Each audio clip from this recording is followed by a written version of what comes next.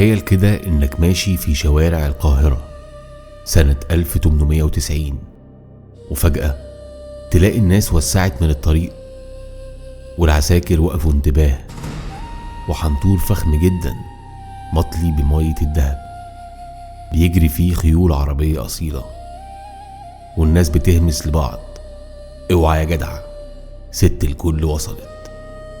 الست دي ما كانتش ملكة ولا أميرة من أسرة محمد علي. الست دي كانت فنانة، بس مش أي فنانة، دي الست اللي كانت بتخلي الفتوات يوطوا يبوسوا ايديها، والبشوات يقفوا طوابير عشان نظرة رضا منها. الست اللي لو مشيت على الأرض لازم يتفرش تحت رجليها حرير، ولو زعلت مصر كلها بتزعل. احنا النهاردة مش بنحكي قصة راقصة عادية، احنا بنحكي عن بامبا كشر، امبراطورة الليل والوجه الخفي لصراع السلطة والفتونة في مصر زمان. جهز قهوتك وركز معايا، عشان اللي هتسمعه دلوقتي ده حكاية عن امبراطورة الليل بامبا كشر.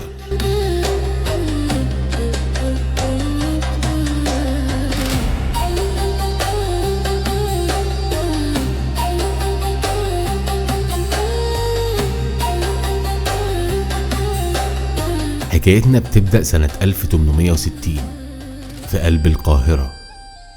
بامبا أحمد مصطفى كشر اتولدت وفي بقها معلقة دهب. جدها كان سلطان المنشدين، وابوها كان من أشهر قراء القرآن الكريم، يعني بيت كله دين وهيبة.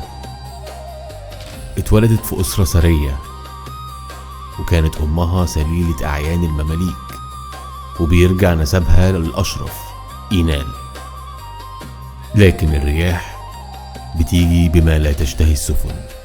أبوها بيموت وهي لسه طفلة، وأمها بتتجوز من مقرئ الخديوي توفيق، ومن هنا بدأت المشاكل. وده اللي خلى بامبا واخواتها تقاطع أمها وانتقلوا لمسكن تاني جنب راقصة تركية معروفة كان اسمها سلم. بامبا ما كانتش طفلة عادية، كان عندها طاقة وحب للحياة ما بيخلصش، وفي السن الصغير ده بدأت تنجذب لعوالم تانية خالص غير اللي كانت في بيتهم، عالم المغنى والرقص اللي كان مالي شوارع بولاق والجمالية. بامبا بدأت من الصفر في الموالد والأفراح الشعبية، بس بامبا ما كانتش بترقص وخلاص، دي كانت مخططة عبقرية. عرفت ان عشان تسيطر لازم يكون ليها هيبة. بدأت تعمل فرقة خاصة بيها وتختار أمهر العازفين. في الوقت ده كانت الساحة فيها شفيقة القبطية، وشفيقة كانت هي النجمة الأولى، ومن هنا اشتعلت الحرب.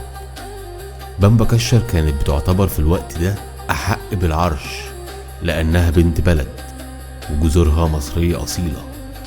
المنافسة بينهم وصلت لدرجة الغل الشيك.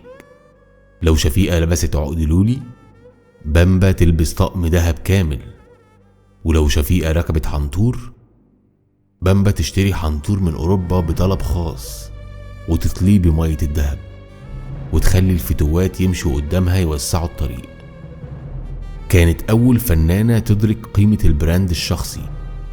كانت بتوزع على الناس في الأفراح ملبس مطبوع عليها صورتها. متخيلين الذكاء في الوقت ده؟ في الوقت ده ما كانش ينفع تكوني نجمة من غير ظهر، وبامبا كان ظهرها من حديد. يقال ان بامبا كانت بتربطها علاقة احترام متبادل مع إبراهيم الغربي ملك الحارة الواسعة. الغربي كان بيعتبرها ست الكل، وكان بيخصص لها فتوات من أشرس فتوات المحروسة يحملها حفلاتها. بس بامبا ما كانتش بتعتمد على حد، كانت نفسها فتوة. في وقعة مشهورة مع واحد من الأثرياء حاول يتطاول عليها في حفلة. بامبا ما كلمتش الفتوات، هي قلعت القبقاب ونزلت فيه ضرب قدام الناس كلها لحد ما اعتذر تحت رجليها. ومن يومها مفيش فتوة في مصر كلها كان يجرؤ يرفع عينه في عينيها. الواقعة اللي خلت اسم بامبا كشر يخش التاريخ من باب الفخامة المستفزة. في رحلة ليها للصعيد عشان تحيي فرح ابن واحد من كبار الأعيان، الحنطور بتاعها وصل قدام القصر، والناس كانت واقفة بالآلاف عشان يشوفوا بامبا. بامبا رفضت تنزل من الحنطور. صاحب الفرح استغرب وقال: خير يا ست الكل. ردت عليه ببرود: رجلي ما تلمسش تراب، افرشولي السكة حرير لحد باب القاعة. وفعلا صاحب الفرح عشان ما يكسرش فرحته جاب أمتار وأمتار من الحرير الطبيعي وفرشها على الأرض عشان بامبا تمشي عليها. الواقعة دي اتكتبت في الصحف وقتها كنوع من أنواع الأسطورة، ومن هنا طلع لقب الست اللي بتمشي على الحرير. عشان تكون القصة كاملة لازم نعرف إن بامبا ما كانتش مجرد رقص وذهب. بامبا كانت وطنية بامتياز. سنة 1919 لما مصر ولعت بمظاهرات ضد الإنجليز، بامبا كشر ما حبستش نفسها في بيتها، بالعكس فتحت بيتها الفخم لاجتماعات قادة الثورة. ويقال إن الفتوات اللي كانوا شغالين معاها كانوا بيستخدموا عربات الحنطور بتاعتها لنقل الأسلحة والمنشورات بعيد عن عيون الإنجليز، لأن محدش كان بيجرؤ يفتش حنطور بامبا كشر. وفي مرة الإنجليز حبوا يكسروا هيبتها فمنعوا التجول في الشارع اللي فيه بيتها. بامبا عملت إيه ساعتها؟ خرجت بالحنطور المذهب بتاعها في عز وقت الحظر، وفضلت تلف في الشوارع وهي بتغني أغاني وطنية، والعساكر الإنجليز كانوا واقفين مذهولين من جرأتها وخايفين يقربوا منها بسبب شعبيتها الجارفة عند الشعب والفتوات. بامبا كشر اتجوزت 7 مرات، وكل جوازة كانت حكاية لوحدها. أشهرهم كان من عائلة يكن، ودي واحدة من أرقى وأغنى عائلات مصر وقتها. الجوازة دي عملت زلزال اجتماعي. ازاي باشا من عائلة يكن يتجوز غزية؟ بس بامبا فرضت شروطها. كان بيتعمل لها حفلات في قصور ما كانش بيتبخر فيها غير أغلى أنواع العود، وكانت بتلبس طقم مجوهرات يقدر وقتها بآلاف الجنيهات الذهب، لدرجة إنه يقال إن صندوق مجوهراتها كان محتاج 4 رجالة عشان يشيلوه. دوام الحال من المحال. مع بداية العشرينات بدأت تظهر نجوم جديدة زي بديع مصابني، والسينما بدأت تظهر، وبامبا كشر حاولت تواكب العصر وشاركت في فيلم صامت اسمه ليلى سنة 1927.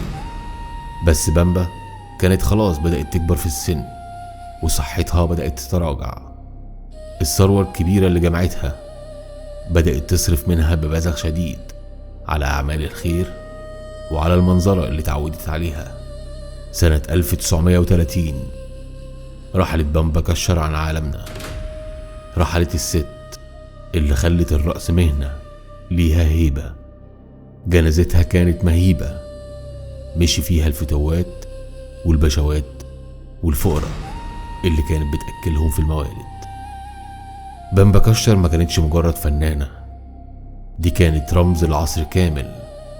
عصر كان فيه الفتونة ليها أصول والفن ليه سلطة. ثابت وراها لقب كشر اللي لسه موجود لحد النهاردة كعيلة فنية كبيرة، وثابت قصة بتتحكي للأجيال عن الست اللي فرشت الأرض حرير عشان تثبت إن كرامة الفنان من كرامة فنه.